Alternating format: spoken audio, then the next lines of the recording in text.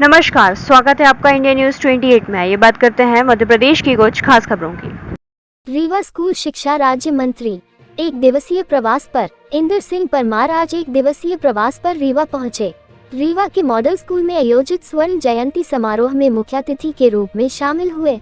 इस दौरान उन्होंने स्कूल के 50 साल पूरे होने पर बधाई दी। साथ ही कहा कि अब घर में बोली जाने वाली भाषा में शिक्षा देंगे, चाहे वह बघेली भाषा हो या बुंदेली। किताबें लिखने का काम तेजी से चल रहा है। खबर मध्य प्रदेश के रीवा की मॉडल स्कूल ने अपने स्थापना के 50 वर्ष पूरे कर लिए हैं।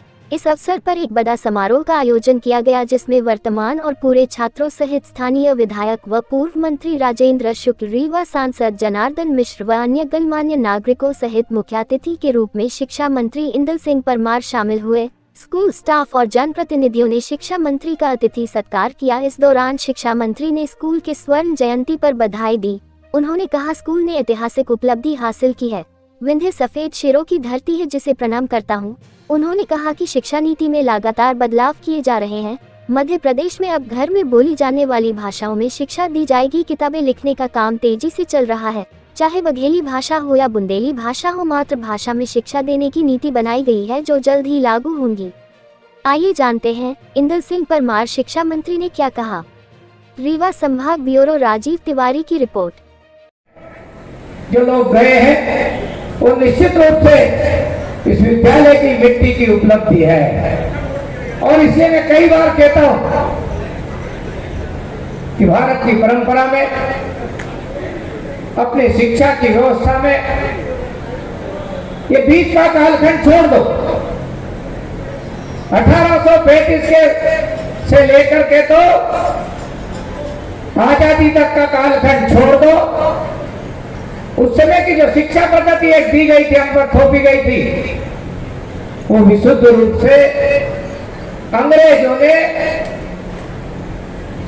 हिंदुस्तान पर ज्यादा समय तक राज्य कैसे कर सके हम, और इससे भारत के नागरिक कैसे बने, उस खोज खड़ी करने के लिए वो शिक्षा पद्धति बनाई थी। लेकिन उसके पहले की भारत के दर्शन की शिक्षा का जो दर्शन भारत का रहा है,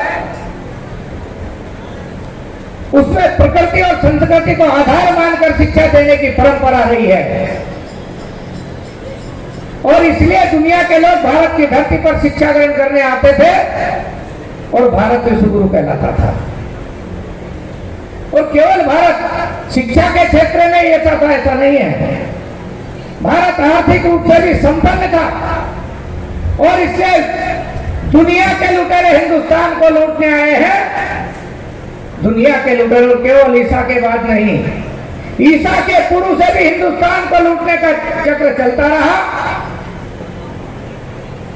क्योंकि दुनिया की सारी आर्थिक स्थिति थी, उसमें 50% से ज्यादा अपने देश की हिस्सेदारी होती थी, भारत की हिस्सेदारी होती थी, और बाकी में सारी दुनिया समा जाती थी।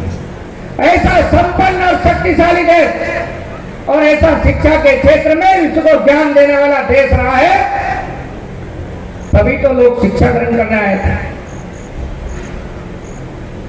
तभी तो दुनिया के लुटेरे अपनी आर्थिक संपन्नता को देख करके अपने देश को लूटने आए थे। और इसे ईसा के 550 साल पहले इस धरती पर एक ईरान से लुटेरा आया, हकमनी नाम का, फिर उसका बेटा आया। बहुत छोटे से हिस्से पर उसने अपना साम्राज्य स्थापित करने की कोशिश की। लेकिन जो तीसरा लुटेरा आया, जो शायद हमारे देश के मन मस्तिष्क पर उसकी छाप को ऐसी स्थापित कर दी जैसे उसने भारत पर राज्य स्थापित कर लिया हो, वास्तविकता से भिन्न छाप छोड़ने की कोशिश की गई।